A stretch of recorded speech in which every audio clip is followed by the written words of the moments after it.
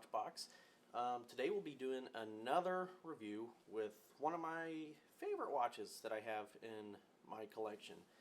I can't quite decide if it's my favorite dive watch or not, but it's definitely up there, and it's my wristwatch check today, the Omega Seamaster.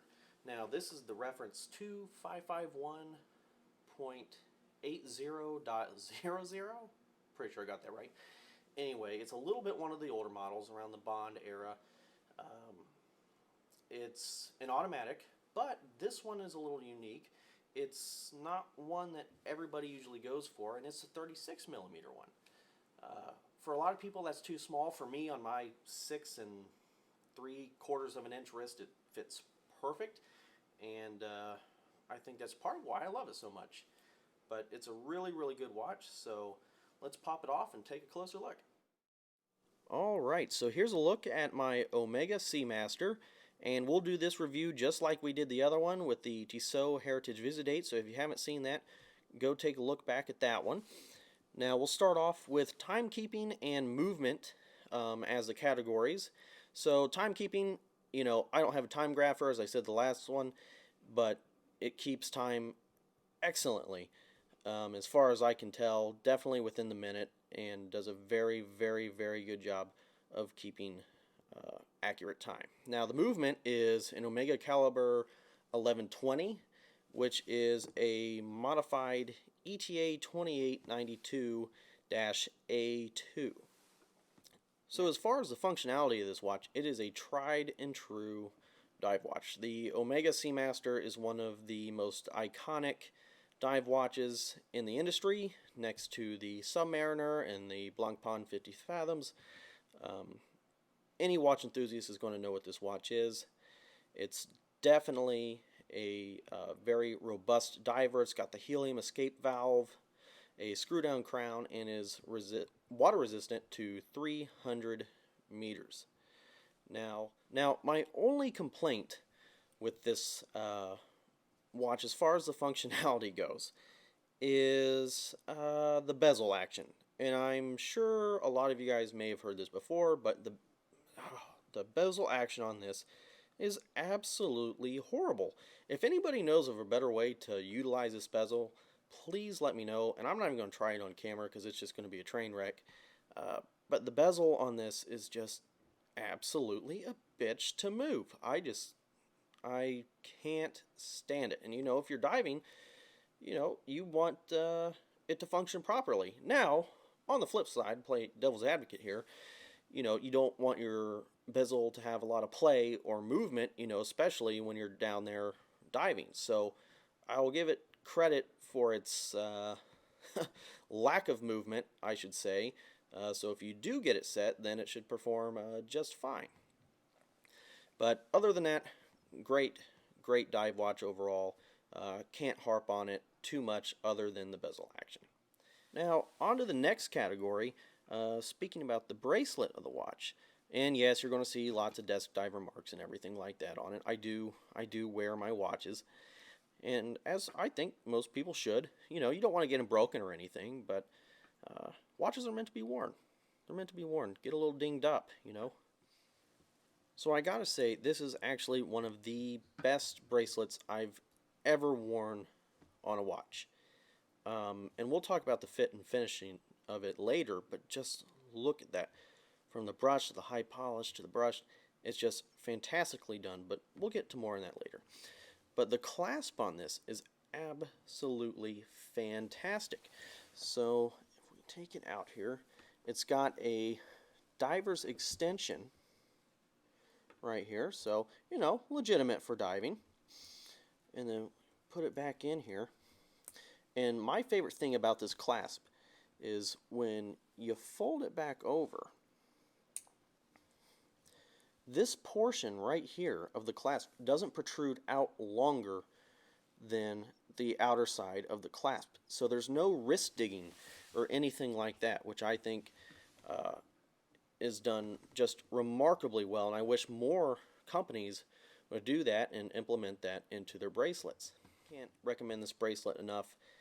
It is done very, very well. Now moving on to the finishing of the watch itself, and I just talked about that with the bracelet, that's done fantastically. The finishing on the watch is just as good. I love the brushed sides going to the high polish on the top of the lugs and then back to the brushing on the inner side of the lugs. And then the bezel is done very, very well. Now, moving on to the crystal, it's got a slightly domed crystal. It is sapphire. It has anti-reflective coating on it, which is very nice. As far as this crystal goes, there's really nothing I can complain about. It's perfect. Absolutely perfect, no cons to it at all. Now, let's move to the case design. So, this is one of the most iconic divers out there. Any watch enthusiast is going to know what watch this is the minute they see it. I've walked into a jeweler and boom, they automatically know exactly what I have. I really love the way that the lugs are molded and shaped on this watch, and the way that they taper down and fit into the bracelet. It is just done remarkably well. The crown guards aren't loud or obnoxious. They just blend in with the case perfectly. You know, you have your screw down helium escape valve, your screw down crown. You know, they don't, even for a smaller watch, they don't protrude too much, and they are just implemented excellently into the design of the case of this watch. And another thing I really like about this watch is the stamped case back. You have your classic Seamaster logo back there with the wave stamped case back. It looks really, really nice. Now, the size of this watch, which goes in with the case design, this one is 36 millimeters, and I really wish they would continue to make more dive watches in this size. And for my wrist size, which is 6 inches and 3/4, you know, this just fits phenomenally well. I really, really wish more manufacturers would make smaller dive watches like this. And I know this one's 36, so that's, you know, not everybody's cup of tea, but I think if more manufacturers made the 38 millimeters or 40 millimeters more standard, then that would just hit a wider range of people in the market, especially for people like me with smaller wrists. Now let's talk about the dial of this watch. So it does have the older dial layout. You know, it doesn't have applied markers or indices. It does have the wave dial of the Brosnan era, and has all of the text as the Seamaster Professional, the chronometer, the water resistance, all at the bottom. And in the later models, they did move some of that up to the top below the Omega logo. But I think this one just looks perfect. I like the text at the bottom. Everything with this dial is done just absolutely right. Now, I do like how in future models that they did add applied indices, so I guess that would be my only gripe about this, is that it doesn't have it, but they did later do it, so I can't complain about that too much. But the lume on this is excellent. It keeps a charge all night long. I can read it at any time of the night if I'm sleeping with it, and it is just a very, very well done, highly legible diver's watch, which just fits the form and function of it absolutely perfectly.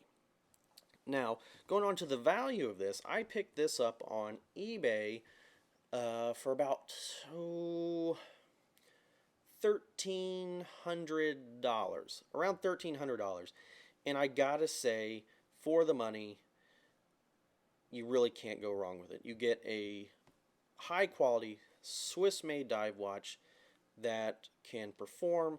It has a helium escape valve, screw down crown, 300 meters water resistance, a great movement in it, great lume, and it just overall as a watch performs well above the price point for $1,300. Now, if you buy these new in today's market, yeah, they're a little bit more expensive.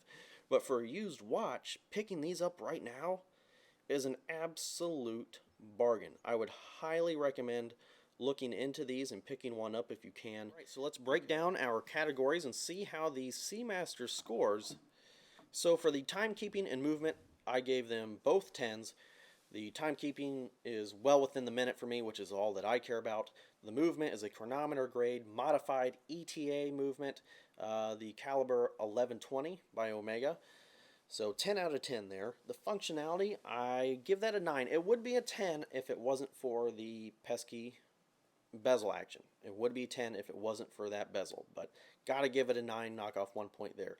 The bracelet, very well done, superbly comfortable, cannot really complain. The only thing I wish it had was a micro adjustment on the clasp. The finishing of this, again, wonderful, especially on the bracelet, from the brush to the high polish, back to the brush to the high polish to the brush, just phenomenally well done. And same goes for the case of the watch. And then moving on to the crystal, it's got a domed sapphire crystal with anti-reflective coating. No complaints there, 10 out of 10. The case design is one of the most iconic out there, second maybe to only the Submariner or even the Blancpain 50 Fathoms. It's recognizable by any watch enthusiast. It really, really does have a good, iconic design. Now the size of the watch, again, 10 out of 10.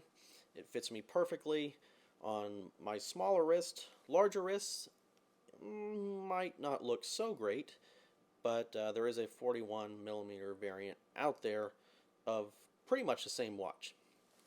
So 10 out of 10 for the size. The dial is done excellently well, highly legible. The lume lasts all through the night, cannot complain there. And then the value of the watch. So, I mean, for $1,300 right now, you're getting a lot of watch for your money. You know, it's going to perform and act just like one of the newer ones for the most part, which costs substantially more than that, maybe, you know, 4 or 5 times more than that. So for the money, you're getting a lot of watch. So total score is a 96 out of 100. It blows past the Tissot Visit 8, which is a different watch. It is a different watch, and they're not really comparable. But as far as the scoring goes, it definitely takes the top spot for now out of the two, and there will be many more in the future. Alright, so that wraps up our review on the Omega Seamaster. Hope you guys liked it.